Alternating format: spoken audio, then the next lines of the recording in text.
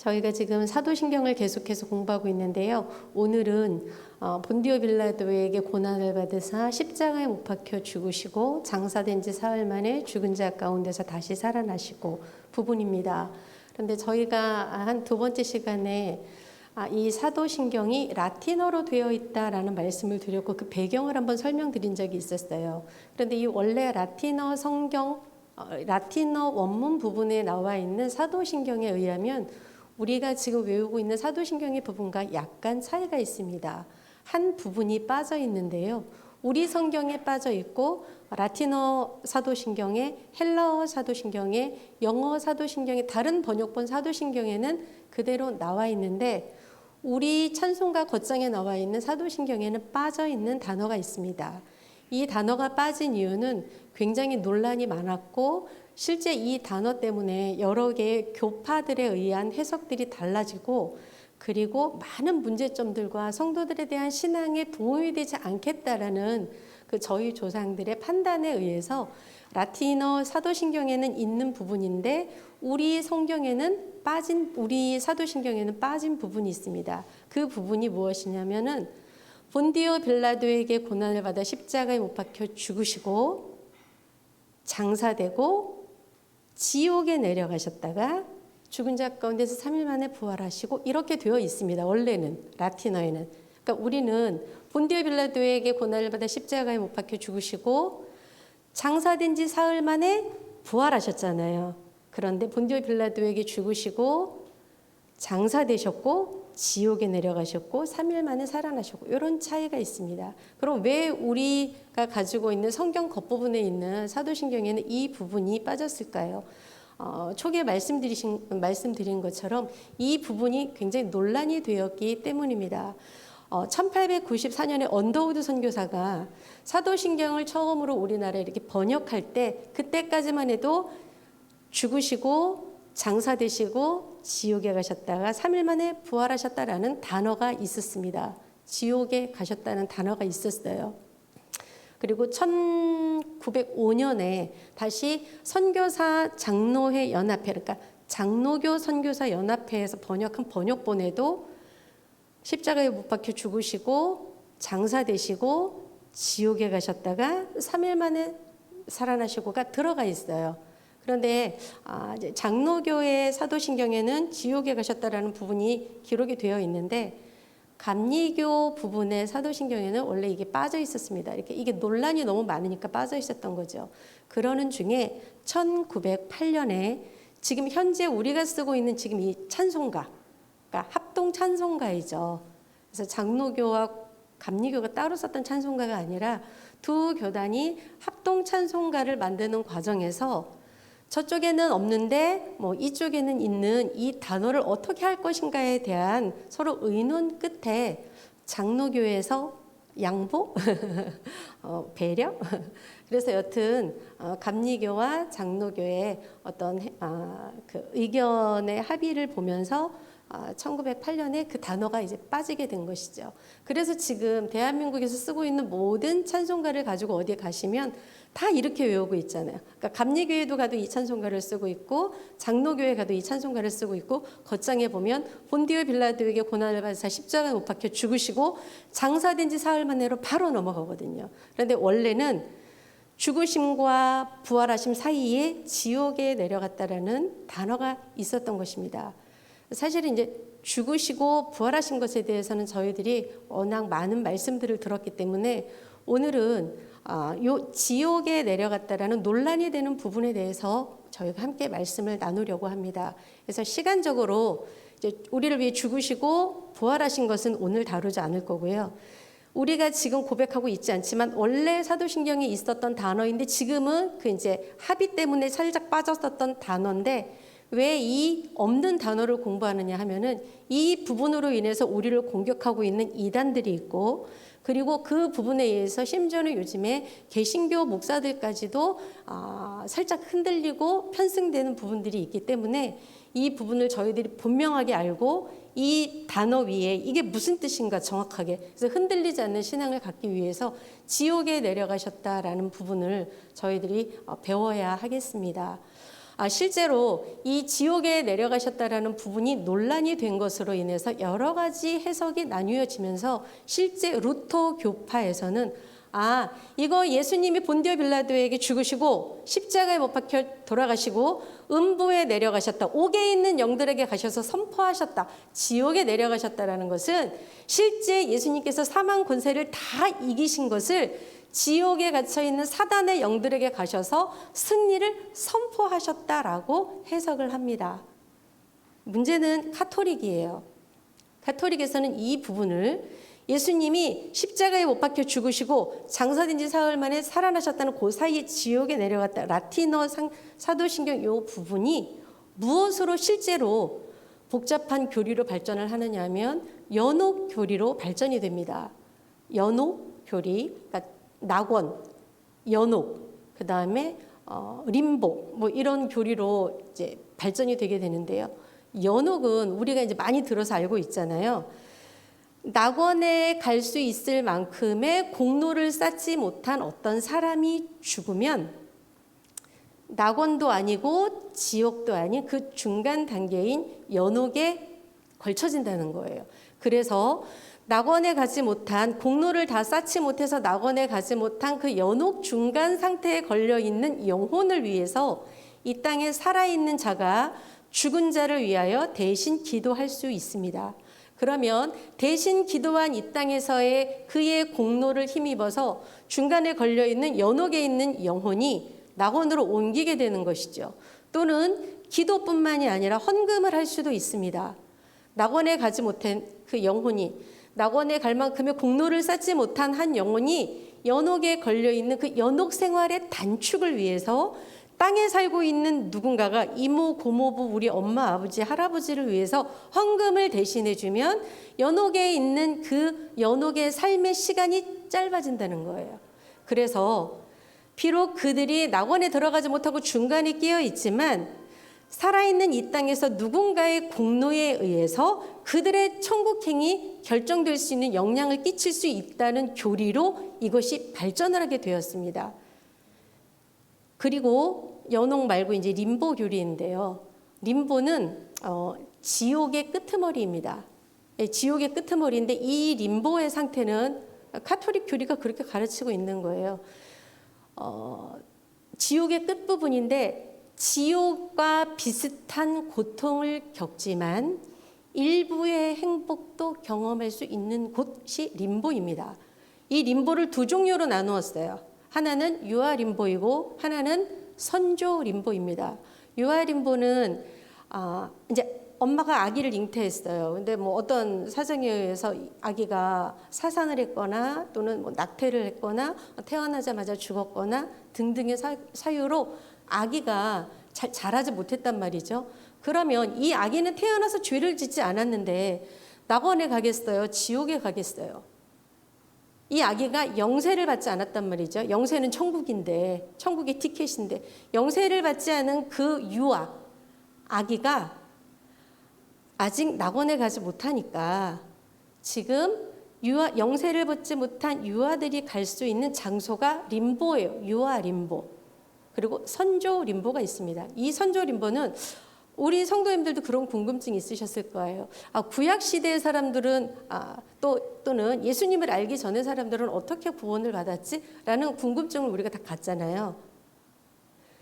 이 선조 림보는 예수 그리스도의 십자가의 보혈의 계시가 나타나고 나타난 그것이 확인되어지는, 그러니까 메시아가 나타나기 전에 이미 죽은 성도들이 어른들이, 그러니까 유아가 아닌 어른들이 가 있는 그 믿음의 선조들이 가 있는 지옥의 끄트머리 림보가 선조 림보인데, 조금 전에 우리가 본문에서 읽었던 베드로서에 말씀하시는 이 지옥에 옥에 있는 영들에게 선포하셨다라고 할 때 이 교리가 지금 예수님이 본디오 빌라도에게 못 박혀 죽으시고 장사되었으며 선조 림보에 가서 그들에게 복음을 선포하시고 3일 만에 살아나셨다라는 교리예요.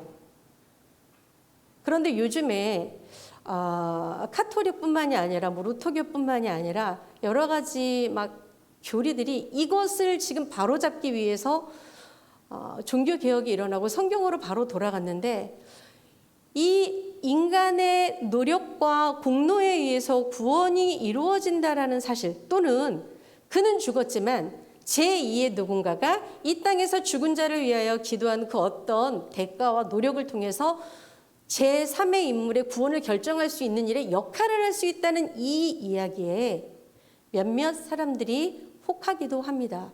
근데 분명한 사실은 성경은 그렇게 말씀하고 있지 않고 오늘 본문은 그 본문이 아니에요. 예수님께서는 우리에게 두 번째의 기회를 주시지 않으셨어요. 그래서 이 연옥과 림보에 대해서 이야기를 하거나 아니면은 죽은 자를 위해서 대신 기도를 해줘야 한다라고 생각하는 사람들은 어떻게 생각하는 사람들이냐면은 구원의 여정이 칭의, 성화, 영화가 아니에요. 칭의는 하나님이 먼저 우리에게 의롭다고 칭해 주신 거예요. 그렇게 되면 구원받은 우리가 하나님의 모습으로 예수 그리스도의 장성한 분량에 이르기까지 성화되어져가는 과정을 거치는 거거든요. 그런데 연옥이나 림보를 주장하는 교리는 그게 아니라 성화, 칭의, 영화 단계로 나아갑니다.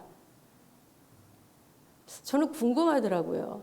그러면 먼저 자신이 구원을 받아야 될 어떤 공로를 행해야 되면 내가 장애를 가지고 태어났다든지 태어나면서부터 듣지 못한다든지 보지 못한다든지 태어나서 단 한 번도 이부자리에서 일어나지 못한 병자라든지 그럼 무슨 공로를 나의 구원을 위해서 내가 어떤 노력을 할 수가 있어요?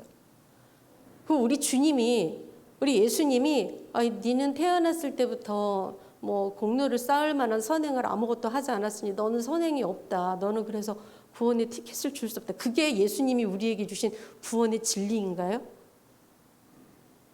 글도 모르고 가진 것도 없고 아무것도 모르는 정말로 복음을 알지 못하는 사람, 듣지 못했던 사람들은 어떤 방법으로 그러면 하나님이 구원을 하세요? 하나님이 우리에게 주신 구원은 우리의 모양을 보고 우리가 성화되어지고 공로를 가지고 어떤 근사한 사람이기 때문에 우리를 선택하신 것이 아니에요. 이것은 십자가를 완전히 엉망으로 만들어버리는 거예요. 우리를 사랑하셨던 것은 그냥 우리가 죄인 되었을 때에 우리를 사랑하신 거지 우리가 성화되어진 근사한 어떤 사람의 형태를 갖추었을 때 우리를 선택하셔서 칭의를 주신 게 절대 아니란 말이죠. 우리를 그냥 일방적으로 먼저 찾아오셨어요. 우린 우리 마음에 예수가 필요하다는 것에 대해서 인식조차 할 수 없는 죄인이에요. 우리 지금 예수님 믿고 주님 뜻대로 살기를 원하죠. 오늘 말씀의 은혜를 받아도 우리 문 열고 나가면서 죄 지어요. 그게 본질상 짓는 우리의 모습이에요. 어제 받은 은혜, 새벽에 받은 은혜, 아침밥 하면서 짜증나면 화가 나요. 우리 문 열고 나가면서 죄 짓거든요. 그게 본질상 진노인 우리란 말이에요. 그런데 무슨 어떻게 인간의 공로로 우리가 하나님을 찾고 우리의 구원을 이루는데 일조할 수 있는 공로를 인간의 선행으로 쌓을 수 있겠어요? 그럼 인간의 선행의 기준이 뭡니까? 제가 고아원을 10개쯤 지었어요. 이 정도면 선행을 잘 쌓았죠. 그런데 박근복 권사님이 고아원을 15개를 지은 거예요. 그럼 나는 그분에 의해서 훨씬 더 낮은 선행이죠. 그럼 누구의 선행이 더 큰 선행입니까? 그러면 저분은 구원을 받고 저는 구원을 받지 못하나요? 그래서 박근복 권사님이 아주 구원받았다고 안심을 하고 있는데 세상에 우리 이복희 권사님이 고아원을 20개나 지었대요. 그리고 있었는데 최무시 장로님이 30개를 지으셨대요. 그럼 누구의 구원이, 누구의 선행이, 누구의 착한 행실이 과연 공로가 될 수 있겠습니까? 아무도 자랑하지 못해요. 내가 15개를 지었든 30개의 구원을 지었든 그것은 구원과 상관이 없는 거예요. 그래서 하나님이 우리를 선택하셨을 때는 무조건 먼저 선택해 주신 거예요. 칭의, 의롭다고 그냥 여겨주신 거예요. 칭의, 옷만 바꿔 입혀주셨단 말이에요. 아직도 내 마음 안에 저변 뿌리에는 여전히 죄성이 있어요. 문 열고 나가면서 죄 짓는다고요. 그럼에도 불구하고 그냥 내가 너의 뿌리를 보지 않을게. 흰 눈보다 더 희게 너의 죄를 내가 다 없다고 여겨줄 거야. 동쪽이 서쪽과 영원히 만날 수 없지. 이쪽이 동쪽이면 해가 떠오르면 내일은 또 저쪽이 서쪽이 되잖아. 동과 서는 영원히 만날 수 없어. 내가 너의 죄를 동이 서에서 먼 것 같이 너에게 묻지 않을 거야. 이렇게 우리에게 그냥 선언을 해주신 거거든요. 우린 예수가 필요하다라는 걸 아무도 인식하지 못했다고요. 내가 하늘의 하나님을 만날 수 있는 그 어떤 공로가 없었단 말이죠. 그래서 우리는 성화를 하고 칭의를 받는 것이 아니라 그냥 일방적으로 우리를 의롭다고 칭해 주셨어요. 그냥 구원을 주신 다음에 성화로 우리를 끌고 가시는 것이에요. 이 순서가 뒤바뀐 것은 엄청난 우리의 구원에 혼란을 가져올 수 있습니다. 그래서 아무도 자랑하지 않아요. 우리는 우리의 구원을. 자, 그리고요. 만약에 예수님이 다시 지옥으로 가셨다고 하면은, 자, 지옥에 가셔서 선조 림보에 가셔서 과거에 뭐 낙원에 갈 만한 공로를 쌓지 못한 사람들에게 선언을 하셨어요.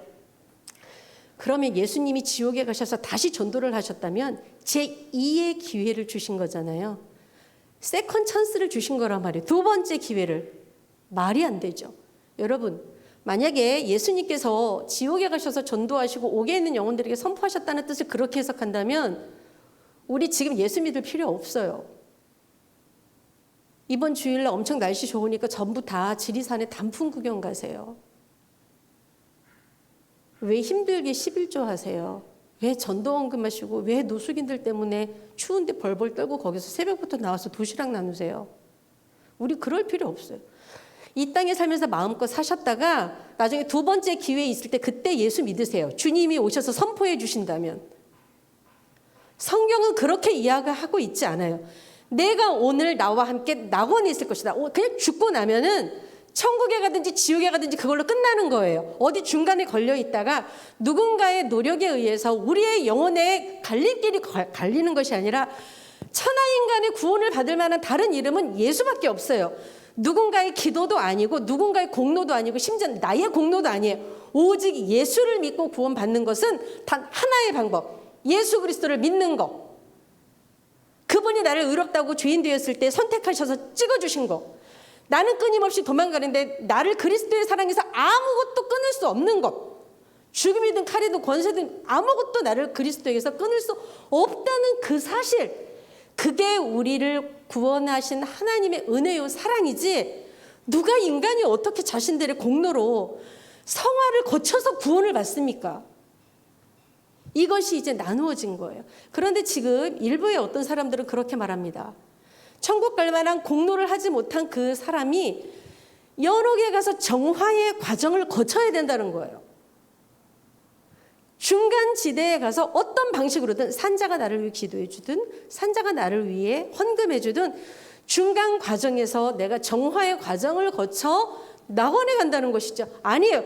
그러면 강도가 성경적으로 생각하면 되잖아요. 강도가 왜 죽었어요? 강도질하다 죽었죠. 그러면 예수님이 죽을 만큼의 죄를 지은 강도에게 너는 오늘 림보에 가 있을 거야. 너는 오늘 옥에 가 있는데 내가 가서 너에게 선포할 거야. 라고 하셨나요? 아니에요. 네가 오늘 어디에 가 있다고요? 낙원에 가 있다고요. 중간은 없어요. 이 사실이 우리에게 너무 중요한 사실이에요. 그래서 사실은 구원을 위해서 우리가 할 수 있는 일은 아무것도 없어요. 그럼 목사님 구원을 위해서 내가 할 수 없으면 내가 뭐를 해야 됩니까? 지금 우리가 다 엄마 아버지 아들 딸로 태어났을 때 무엇을 노력했어요? 그냥 내가 오늘 태어나 보니까 엄마 아버지 딸이고 아들이었단 말이죠. 엄마 아버지한테 감사하면서 아버지 마음 아프게 하지 말아야지. 하나님 사랑해서 예배 드리는 거예요. 하나님 사랑해서 전도하는 거죠. 두 번의 기회가 있다면 전도를 왜 합니까? 전도할 일이 없잖아요. 12명의 제자들이 가룟 유다를 빼놓고 마띠아가 들어갔지만 사도 요한을 제외하고는 다 순교했거든요. 두 번째 기회가 있다면 그들이 왜 전도를 하다가 순교를 하나요? 두 번째 기회가 있는데 수많은 예언자들과 선지자들이 왜 이 땅에서 회개하고 하나님 앞에 돌아오라고 죽음을 무릅쓰고 그들에게 복음을 전합니까? 두 번째 기회가 있는데 이렇게 우리를 속여요. 그러면 베드로서에 읽었던 옥에 있는 영들에게 선포하셨다라는 말씀은 무슨 뜻일까요? 그 뒤에 있는 문장을 읽어보면 그냥 답이 나와요. 우리 베드로서 말씀 한번 더 볼까요? 아까 읽었던 말씀인데 베드로전서 3장 18절에서 20절 말씀입니다. 베드로전서 3장 18절에서 20절 말씀 뒤에 맨 처음에 본문 다음에 있었던 장면이에요. 제가 읽어드릴게요. 그리스도께서도 단번에 죄를 위하여 죽으사 의인으로서 불의한 자를 대신하셨으니 이는 우리를 하나님 앞으로 인도하려 하심이라. 육체로는 죽임을 당하시고 영으로는 살리심을 받으셨으니 같이요. 그가 또한 영으로 가서 옥에 있는 영들에게 선포하시니라. 그들은 전에 노아의 날 방주를 준비할 동안 하나님이 오래 참고 기다리실 때에 복종하지 아니하던 자들이라. 방주에서 물로 말미암아 구원을 얻은 자가 몇 명뿐이니 겨우 8명이라. 여기 옥에 있는 영들에게 선포하셨다라는 구절 때문에 연옥도 나오고 지옥 림보도 나오고 이렇게 되었는데요. 여기에서 쓰여진 라틴어 사도신경의 지옥이라는 단어는 하데스라는 단어입니다.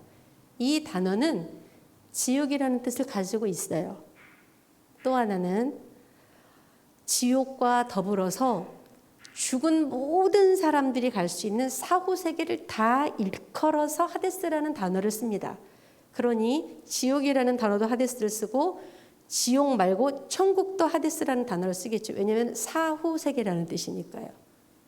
그리고 하데스는 그가 지옥과 같은 곳에 있는 상태라는 뜻을 가지고 있습니다. 그러면 성경의 교리를 해석할 때는 성경이 가는 만큼만 가고 성경에서 멈추면 멈춰야 돼요.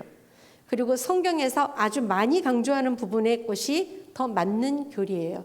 자, 예수님께 사도 바울이 이렇게 말했어요. 내가 십자가에 못 박혔나요? 그런즉 내가 사는 것이 아니요 라고 말을 했죠. 자, 이 단어를 우리가 해석할 때 사도 바울이 손에 끌려가가지고 십자가에 묶여서 못 박혔습니까? 아니에요. 그것은 사도 바울의 영적 상태를 이야기하는 거예요. 내가 그리스도와 함께 십자가에 못 박혔나요? 그런즉 이제 내가 사는 것이 아니요 오직 내 안에 그리스도께서 사는 것이라. 이제 내가 육체 가운데 사는 것은 나를 사랑하사 나를 위해 자기 자신을 버리신 하나님의 아들을 믿는 믿음 안에서 사는 것인데 지금 사도 바울이 십자가에 못 박히지 않았단 말이에요. 근데 그의 영적인 상태를 이야기한단 말이죠.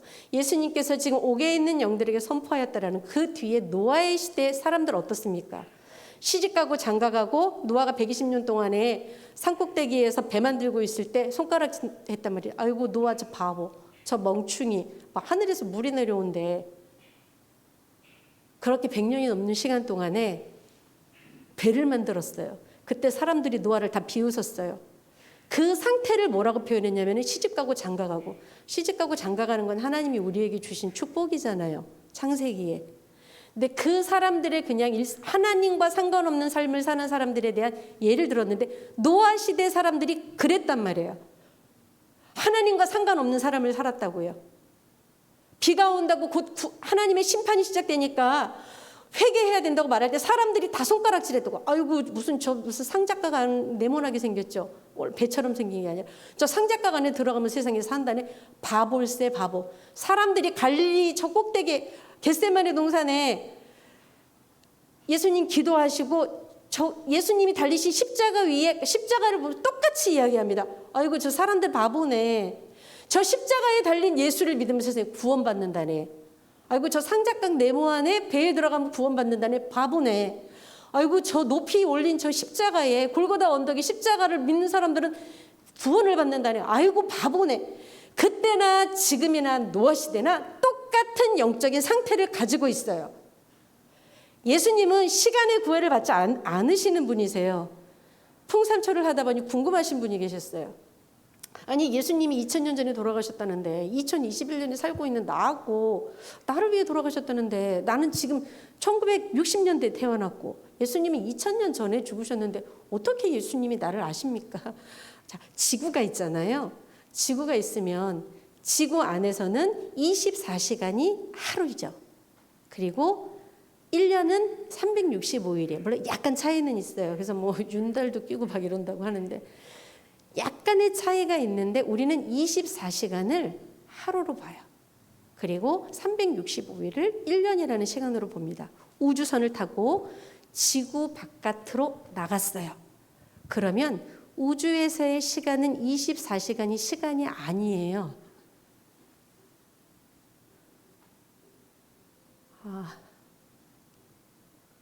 이게 지구 안에 중력이 있지 않습니까? 중력이 있어갖고 북쪽에 사는 사람도 발을 이렇게 붙이고 있고 남쪽에 있는 사람도 발을 이렇게 붙이고 있어요. 지구라는 곳 안에서는 제가 몸무게가 예를 들어서 100kg예요. 그러면 달에 가면 제가 100kg가 아니에요. 왜냐하면 중력이 6분의 1이거든요. 그럼 100 나누기 6분의 1kg이 제 몸무게가 된단 말이죠.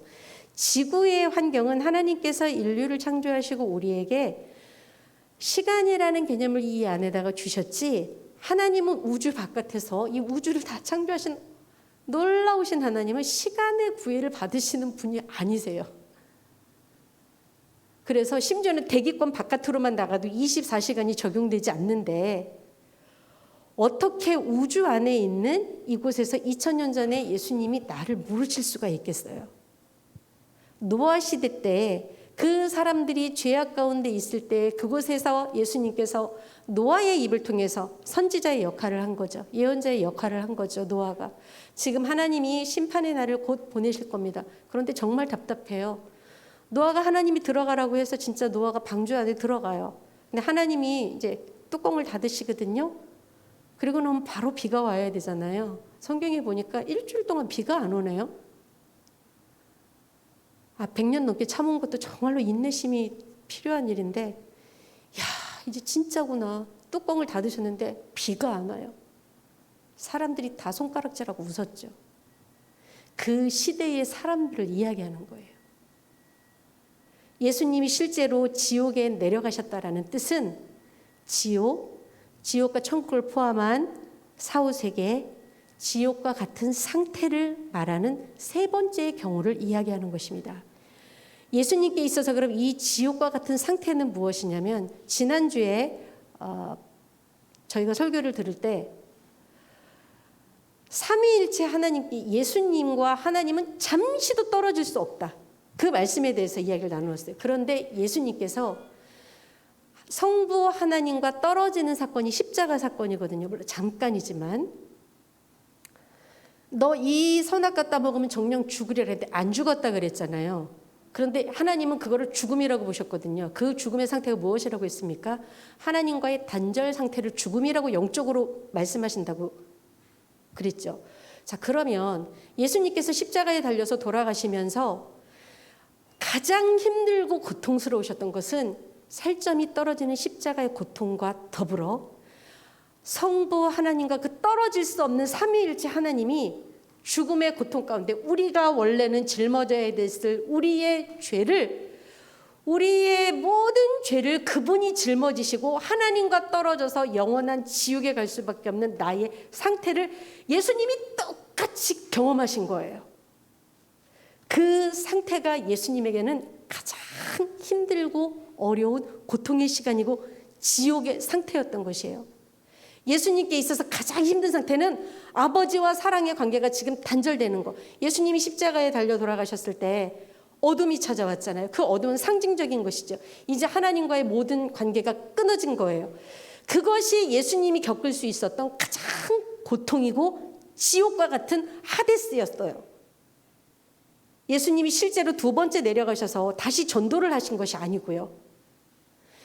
이 모든 노아와 같은 상태에 있는 사람들에게 선포하였지만 그들이 듣지 않았거든요.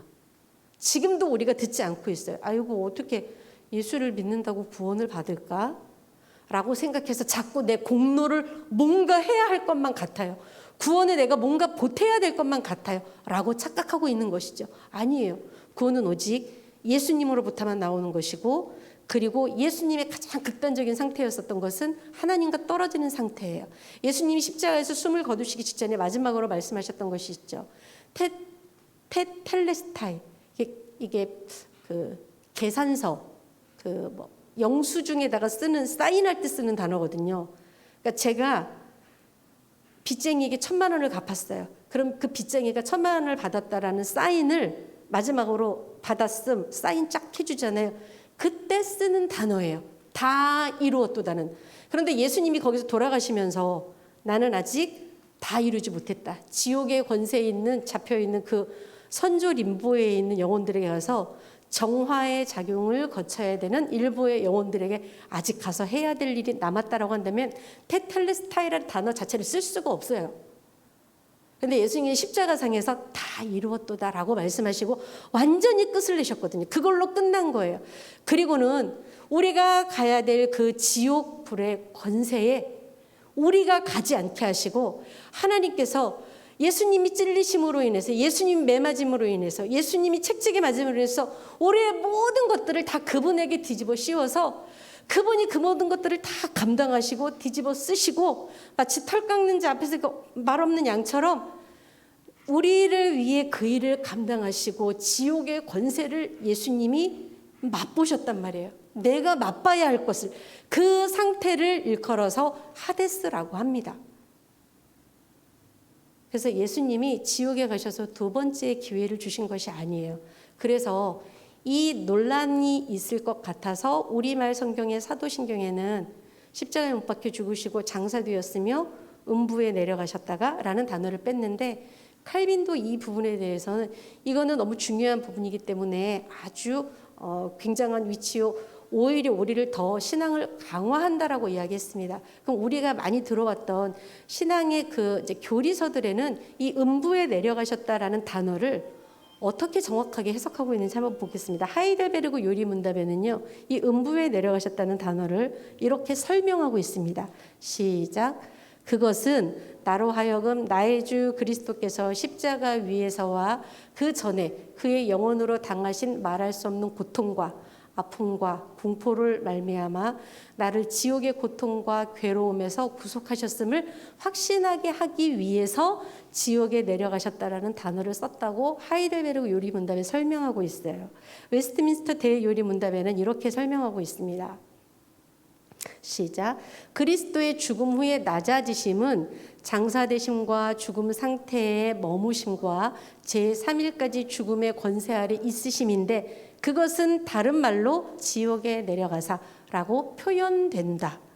예수님이 지옥에 가신 게 아니고요, 죽음의 권세 아래 내가 놓여야 될 것을 대신 짊어지신 것을 표현한 말이라는 거예요. 소결이 문답 한번 보겠습니다. 시작. 그리스도께서 십자가에 죽으심에서 지옥의 고통을 당하셨으며 그의 죽음의 공로에 동참할 모든 신자들과 마찬가지로 잠시 동안 죽음의 능력에 지배당하셨다. 내가 당해야 될 건데 예수님이 그 고통을 대신 지신 상태, 그것을 말씀하고 있다는 거예요. 이것이 지금 우리가 개역 개정 성경 쓰고 있는데 이 번역본 직전에 개역 한글판에는 아주 명확하게 한 단어로 설명하고 있어요. 히브리서 4장 16절 말씀인데요. 자, 시작. 우리에게 있는 대제사장은 우리 연약함을 체휼하지 아니하시는 자가 아니요 모든 일에 우리와 한결같이 시험을 받는 자로 내 죄는 없으시니. 저기 말하는 체휼이 똑같이 짊어진다, 똑같이 경험한다, 똑같이 나누신다, 똑같이 하신다라는 뜻이에요. 그러니까 내가 죽어야 되는데, 내가 지옥에 가야 되는데 그것을 예수님이 대제사장이 되셔서 체휼해 주셨다고요. 나 대신 똑같이 매맞으시고 똑같이 십자가에 달려 죽으셔서 똑같이 지옥에 가야 되는 그 고통을 예수님이 다 짊어지신 것을 표현한 상태란 말이죠. 그러니까 예수님은 우리의 모든 것들을 체휼하시는 분이세요. 우리 모두가 겪어야 될 지옥의 고통을 예수님이 담당하셨다라는 뜻입니다. 두 번째 기회를 주시기 위해서 지옥으로 진짜 가셨다라는 뜻이 아니라 죽음 아래 놓이신 상태를 예수님이 다 담당하신 거예요. 그리고 하나님과 떨어지는 그 상태를 최악의 지옥이라고 할 수 있죠. 지금 우리가 예수 믿는 사람, 예수 믿지 않는 사람이 있는데, 사실은 예수 믿지 않는 사람에게는 그의 영혼이 죽은 영혼이라는 단어를 가끔 쓰잖아요. 그 사람 안 죽었잖아요. 저기 지금 다 다니고 있다. 점심시간 되면 식당에서 또 만날 거고. 그런데 죽은 영혼이라는 단어를 왜 씁니까? 그의 영혼이 하나님과 단절되어 있으면 죽은 상태라고 말하는 것이거든요. 그 상태예요. 상태를 이야기하는 것이죠. 그래서 우리가 사실은 지옥에 가야 할 모든 고통을 예수님이 친히 짊어주시고 나 대신 다 감당해 주신 그 은혜를 입으신 사랑의 표현이에요. 누군가에게 제2의 기회를 주시기 위해서 그 지옥 직접 내려가서 전도하신 것이 아니라,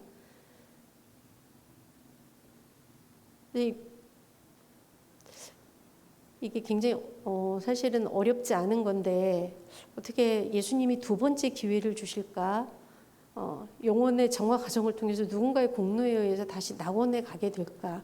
이런 사실들이 사실은 들으면 혹할 수 있어서 흔들릴 수 있지만, 그냥 앞뒤 성경을 잘 보고 성경에서 간 만큼만 가고 가지 않은 만큼은 안 가고 상상하지 말고 해석해 주는 만큼 그냥 해석하면은 그냥 두 번째 기회가 없다라는 거 너무 당연한 사실이에요.